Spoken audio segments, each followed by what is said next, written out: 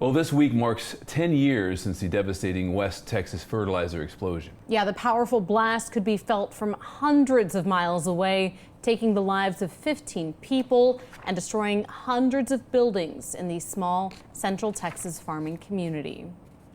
And a majority of those lives lost were first responders. Our John Salazar speaks with the next generation filling their shoes.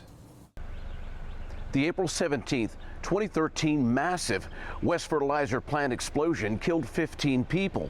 12 of those were first responders, leaving a massive personnel hole to fill for EMT and firefighter services.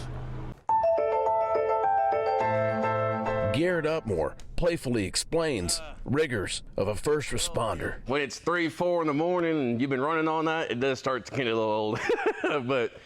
but you know, just part of the job. You just never know when somebody's going to need you. Joking aside, the 30-year-old EMT knows this line of work is serious business.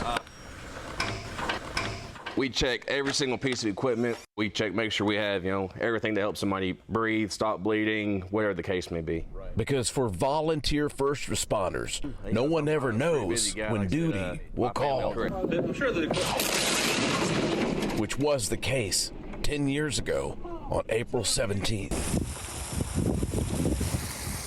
12 first responders were killed from the West Fertilizer plant explosion. All were volunteers that night, including Captain Kenneth Harris, who worked full-time for the Dallas Fire Department, but lived in West. Even some of the volunteers we had that did get killed in the explosion used to run out of this truck.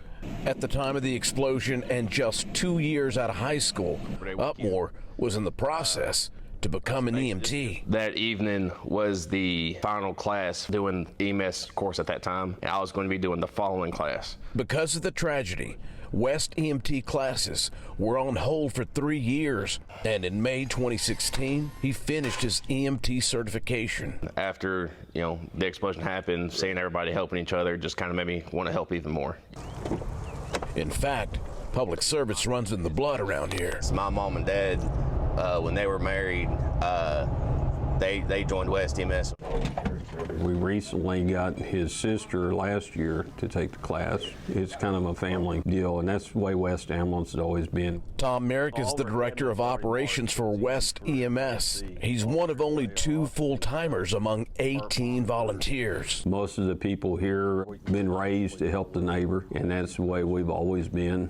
With it being a 6-wheeler. With more medical education. In May, I'm going to be taking my paramedic course. Garrett says 99% of the time when I go on a call, I know the person I'm working on. He wants to make sure he and others at the EMS station are prepared. Nobody ever prepares for anything that severe. April 17th was hell. God forbid this ever happens again, either here or any other town, but at least we've got the knowledge and the people to help each other. Thanks for watching our YouTube channel. And for more refreshing stories about your community, click the subscribe button right over here. You can also download our Spectrum News app to get live news coverage, weather alerts, and more wherever you are. And don't forget to tune in to Channel 55 on Dish and DirecTV for live local reporting every single day. We'll see you then.